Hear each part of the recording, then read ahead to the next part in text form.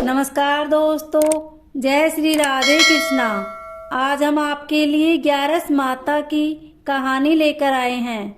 कहानी सुनने के बाद आप हमारे चैनल को सब्सक्राइब करें, बेल आइकन को प्रेस करें ताकि हमारी वीडियो की नोटिफिकेशन सबसे पहले आप तक पहुंचे। वीडियो को लाइक और शेयर जरूर करें।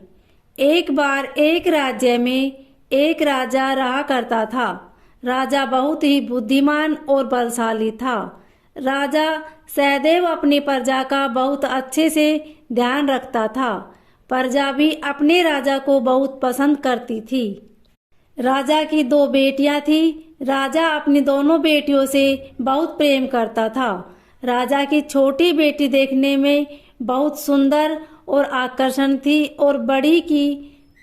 और राजा की बड़ी बेटी छोटी बेटी के मुकाबले थोड़ा कम सुंदर थी। राजा की छोटी बेटी 11 माता की पूजा किया करती थी और सभी लोग राजा की छोटी बेटी से बहुत प्रेम करते थे और बहुत प्रशंसा किया करते थे। राजा भी अपनी छोटी बेटी को बड़ी छोटी से अधिक प्रेम करता था, जिस कारण राजा की बड़ी बेटी को अपनी छोटी बहन से बहुत नफरत होने लगी थी। राजा की दोनों बेटियां जब बड़ी हो गई तब एक पड़ोस राज्य में रहने वाला राजकुमार राजा की बड़ी बेटी के लिए रिश्ता लेकर आया। लेकिन जैसे ही उस राजकुमार की नजर राजा की छोटी बेटी पर पड़ी तो वह राजकुमार राजा की छोटी बेटी पर आकर्षण हो गया और उससे पहली नजर में प्रेम कर बैठा। उस राजकुमार ने राजा की बड़ी बेटी के साथ विवाह करने से मना कर दिया और उसने राजा से कहा कि मैं आपकी छोटी बेटी से विवाह करना चाहता हूँ। जिसके बाद राजा की बड़ी बेटी यह देखकर अपनी छोटी बहन से बहुत क्रोधित हो गई और राजा की बड़ी बेटी ने अपनी छोटी बहन को अपना सबसे बड़ा दुश्मन मान लिया। राजा की बड़ी बेटी ने अपनी छोटी बहन से बदला लेने का निर्णय लिया, जिसके लिए उसने अपनी छोटी बहन को जान से मारने का प्लान बनाया। राजा की बड़ी बेटी ने अपनी छोटी बहन को मारने के लिए सबसे पहले एक लड्डू में जहर मिलाकर अपनी छोटी बहन को दे दिया और उसको लड्डू खाने के लिए कहा। लेकिन लड्डू खाने के बाद भी छोटी बहन को कुछ नहीं हुआ। बड़ी बहन यह देखकर बहुत आश्चर्यचकित हो गई, लेकिन बड़ी बहन ने हार नहीं मानी और उसने जब रात में छोटी बहन अपने कमरे में सो रही थी तब एक मटके में सांप रखकर उसे कमरे में छोड़ दिया। लेकिन सांप भी छोटी बहन का कुछ नहीं कर पाया। जिसके बाद बड़ी बहन ने अपनी छोटी बहन से कहा कि चलो हम लोग कुएं में से पानी भरकर लाते हैं। जिसके लिए वह अपनी छोटी बहन को पानी भरने के बहाने कुएं के पास ले गई और उसने अपनी छोटी बहन को कुएं में धक्का दे दिया। लेकिन छोटी बहन को तब भी कुछ नहीं हुआ, क्योंकि हर बार 11 माता उसकी रक्षा कर रही थी और उधर बड़ी बहन अपने सारे प्रयासों के बाद असफल हो रही थी, जिससे वह बहुत क्रोधित हो जा रही थी। फिर उसने अपनी छोटी बहन के पास जाकर उससे खुद ही पूछा कि मेरी छोटी बहन, तुमको पता है भगवान ने सबकी मृत्यु एक निश्चित समय पर लिखी हुई है और कैसे तुम्हारी मृत्यु होगी, क्या यह तुम जानती हो? तब छोटी बहन ने अपनी बड़ी बहन को बताया कि हाँ, मैं जानती हूँ मेरी मृत्यु कैसे होगी।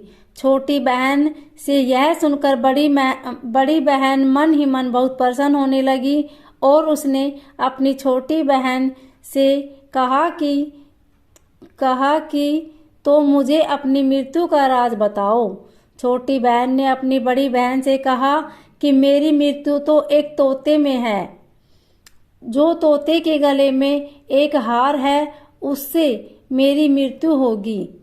जब तक कोई भी व्यक्ति तोते को मारकर वह हार अपने गले में पहनेगा तो मैं मूर्छित हो जाऊंगी। जैसे ही उस हार को अपने गले में उतारेगा तो मैं वापस से जीवित हो जाऊंगी। अपनी छोटी बहन की मृत्यु का राज जानकर बड़ी बहन बहुत खुश हो गई और उसने अपनी बहन को मारने के लिए उसके पालतू तोते को ढूंढना शुरू कर दिया और छोटी बहन को इस बात का आभास हो गया था कि कोई उसकी जान लेना चाहता है, लेकिन जिसके लिए वह अपने पिताजी के पास गई और उसने अपने पिताजी से कहा कि पिताजी, मेरी मृत्यु के बाद आप मुझे जलाइएगा मत, बल्कि आप मुझे अपनी पुरानी वाली हवेली में एक पलंग में लिटा कर छोड़ दीजिएगा। अपनी छोटी लड़की की यह बात सुनकर राजा बहुत आश्चर्यचकित हो गया। राजा ने अपनी छोटी बेटी से पूछा, बेटी तुम यह क्या कह रही हो? तब राजा की छोटी बेटी ने बताया, पिताजी, समय किसी के लिए नहीं रुकता, कब क्या हो जाए किसी को कुछ पता नहीं है। और फिर राजा ने अपनी छोटी बेटी से कहा कि तुम ऐसी बातें क्यों कर रही हो? 2-3 दिन में तो तुम्हारा विवाह है। लेकिन छोटी बेटी ने अपने पिताजी को ऐसा करने पर मजबूर कर दिया और उससे वचन ले लिया। राजा ने भी अपनी छोटी बेटी की बात स्वीकार कर ली और 2-3 दिनों के बाद जब शादी का समय आया तब राजकुमार बारात लेकर राजा के घर आया और राजकुमार और राजा की छोटी बेटी का विवाह शुरू हो गया।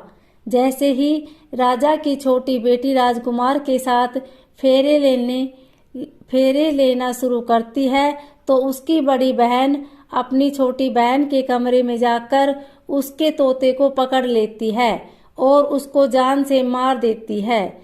तोते के गले में जो हार था उसको अपने गले में धारण कर लेती है।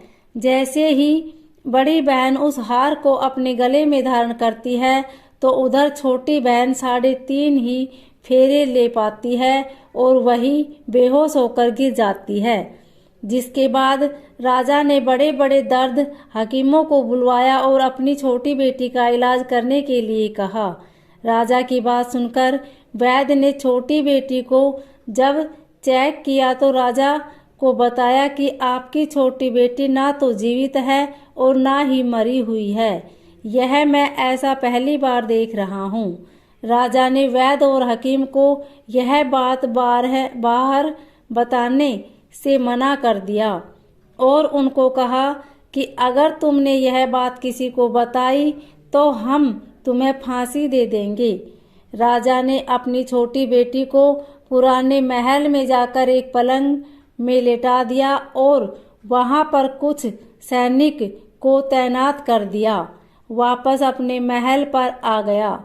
राजा की बड़ी बेटी अपने पिताजी के पास आई और कहने लगी कि पिताजी, अगर यह शादी संपन्न नहीं हुई तो आपकी इज्जत का क्या होगा? आप कहे तो मैं आपकी इज्जत बचाने के लिए राजकुमार से शादी करने के लिए तैयार हूँ। जिसके बाद राजा ने अपनी बड़ी बेटी की बात मान ली और राजा ने बड़ी बेटी को छोटी बेटी के कपड़े पहनाकर मंडप पर भेज दिया। लेकिन राजकुमार यह जान गया कि यह राजा की छोटी बेटी नहीं है, बल्कि यह राजा की बड़ी बेटी है।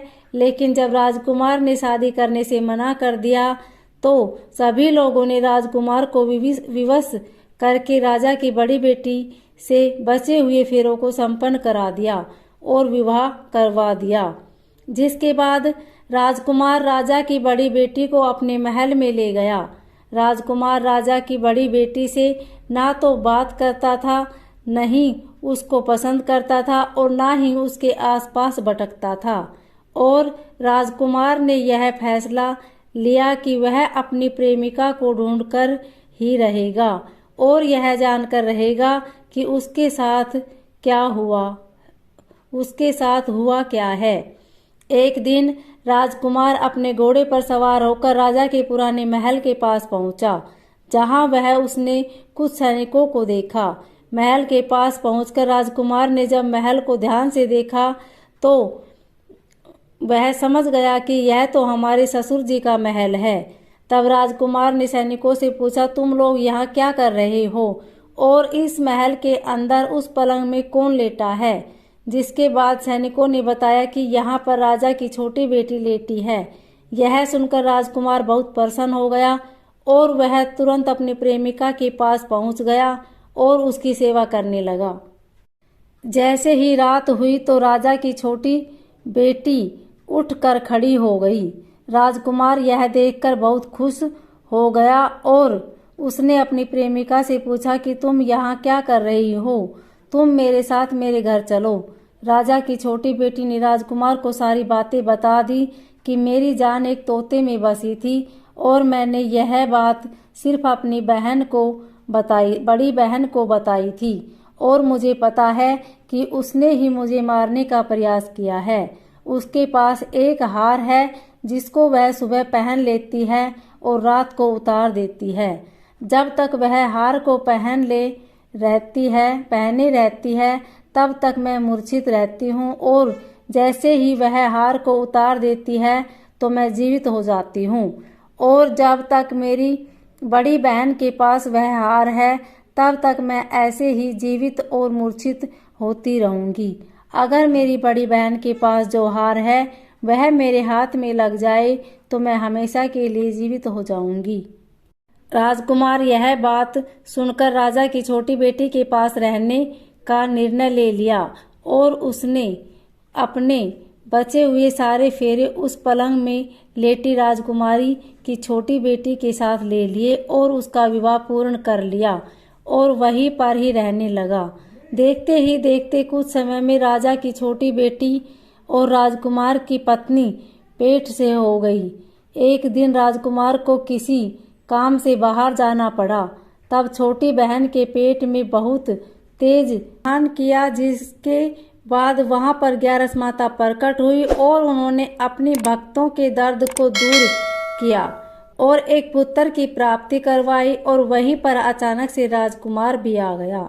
राजकुमार ने ग्यारस माता को देखा तो वह आश्चर्यचकित हो गया और उसने तुरंत माता को प्रणाम किया और ग्यारस माता ने राजकुमार से कहा कि जब तुम्हारा पुत्र 5 वर्ष का हो जाए तो तुम अपनी पत्नी का हार आकर इसके गले में डाल देना। और देखते ही देखते राजकुमार और राजा की छोटी बेटी का पुत्र 5 वर्ष का हो जाता है। तो राजकुमार अपने बेटे से कहता है कि बेटा, मैं कुछ काम से बाहर जा रहा हूँ, तुम अपनी माता का ध्यान रखना, और वहां से चला जाता है। राजा को बाहर निकलता देख बड़ी बहन के सैनिक देख लेते हैं और बड़ी बहन को जाकर सारी बातें बता देते हैं। जिसके बाद बड़ी बहन अपनी छोटी बहन के पुत्र को वहां से उठवा लेती है और उसको मरवा देती है। छोटी बेटी के पुत्र के 2 टुकड़े करवा देती है। पहला टुकड़ा चक्के के पास छुपा देती है और दूसरा टुकड़ा अपने पलंग के नीचे रख लेती है। अब ग्यारस माता भिखारी का रूप लेकर आती है और भिखारी का रूप रखकर बड़ी बहन के पास चली जाती है। जिसके बाद वहां पर भिक्षा मांगने लगती है। बड़ी बहन अपने नौकरों से कहती है, जा भिक्षा दे दो, लेकिन जैसे ही नौकर ग्यारस माता को भिक्षा देने के लिए आते हैं तो माता उन्हें मना कर देती है और कहती है कि मैं तुम्हारी महारानी से ही भिक्षा लेऊंगी। जिसके बाद बड़ी बहन स्वयं ही भिक्षा लेने के लिए माता के पास आती है। तब माता एक बिल्ली का रूप लेकर उसके कमरे में चली जाती है और वहां पर छोटी बेटी के पुत्र के 2 टुकड़ों को आपस में जोड़ देती है और उसे जीवित कर देती है। उसे वहां से ले जाती है। राजकुमार अपने बेटे को लेकर अपनी पत्नी के पास जाता है और उसे कहता है कि तुम इसका ध्यान रखना। अगर तुम इस बच्चे का अच्छे से ध्यान रखोगी तो मैं तुमसे बात करूंगा। एक दिन राजकुमार अपने बच्चे से कहता है कि तुम मम्मी से उसके गले का हार मांग लो। जिसके बाद राजकुमार का लड़का अपनी मम्मी के पास जाता है और कहता है कि मम्मी मुझे जो तुमने गले में पहन रखा है। यह सुनकर पहले तो बड़ी बहन बहुत क्रोधित होती है, पर उसको यह याद आता है कि राजकुमार ने कहा था कि अगर मैं इस बच्चे का ध्यान अच्छे से रखूंगी तो वह मुझसे बात करेगा, जिसके कारण वह हार को उस बच्चे को दे देती है और वह तुरंत हार को ले जाकर अपने पिताजी को दे देता है। और तभी राजकुमार अपने बेटे को लेकर वहां से जाने लगता है और अपनी पत्नी से कहता है कि तुम हमारे लिए खाना बनाकर रखना, मैं शाम को आकर तुम्हारे साथ खाऊंगा। और वह अपने बेटे को लेकर वहां से चला जाता है, जिसके बाद वह राजा के पास जाता है और उसको सारी बातें बता देता है। राजा अपनी बड़ी बेटी की यह करतूत सुनकर बहुत क्रोधित होते हैं और अपनी परवरिश पर ही दोष देने लगते हैं और राजकुमार को अपनी छोटी बेटी के साथ रहने के लिए आदेश देते हैं। ओम नमो भगवते वासुदेवाय। बोली ग्यारस माता की जय।